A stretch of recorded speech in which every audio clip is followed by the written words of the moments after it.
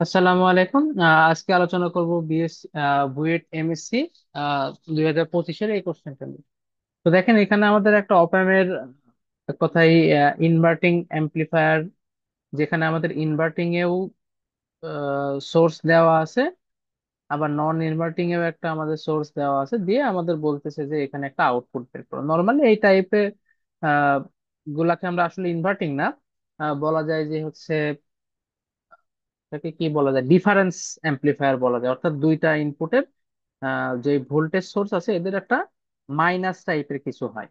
তো যাক, সেটা আমাদের মুখস্থ রাখা লাগবে না, আমরা এখানে সূত্র অ্যাপ্লাই করলেই চলতেছে।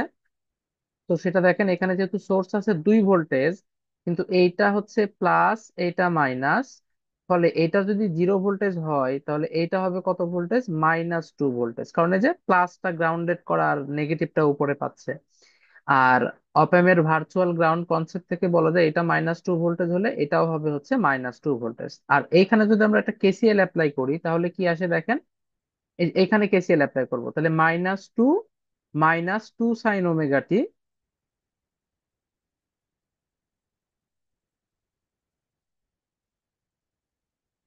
Divided by 10 plus -2 -y divided by 50 = 0। এখন আমরা যদি উভয় পক্ষকে 50 দ্বারা গুণ করে দিই, তাহলে এখানে থাকে 5, 5 দিয়ে এই দুজনের সাথে গুণ হলে -10 সাইন ওমেগা টি। আর এখানে তো 1 থাকে, তার মানে যা আছে তাই থাকবে, = 0। তাহলে এই যে y কে যদি সমানের ওই পাশে পাঠাই তাহলে প্লাস হয়ে যায়।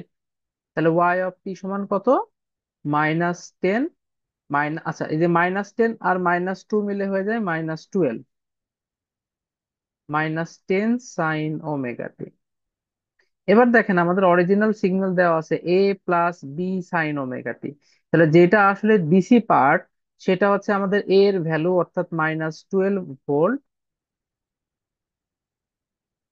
আর সাইন ওমেগাটির সাথে যেটা আছে সেটা হচ্ছে বি, সাইন ওমেগাটির সাথে -10 আছে, তার মানে বি হচ্ছে -10 ভোল্ট। আচ্ছা, এ হচ্ছে -12 ভোল্ট আর বি হচ্ছে -10 ভোল্ট। এটাই হচ্ছে আমাদের ফাইনাল অ্যান্সার।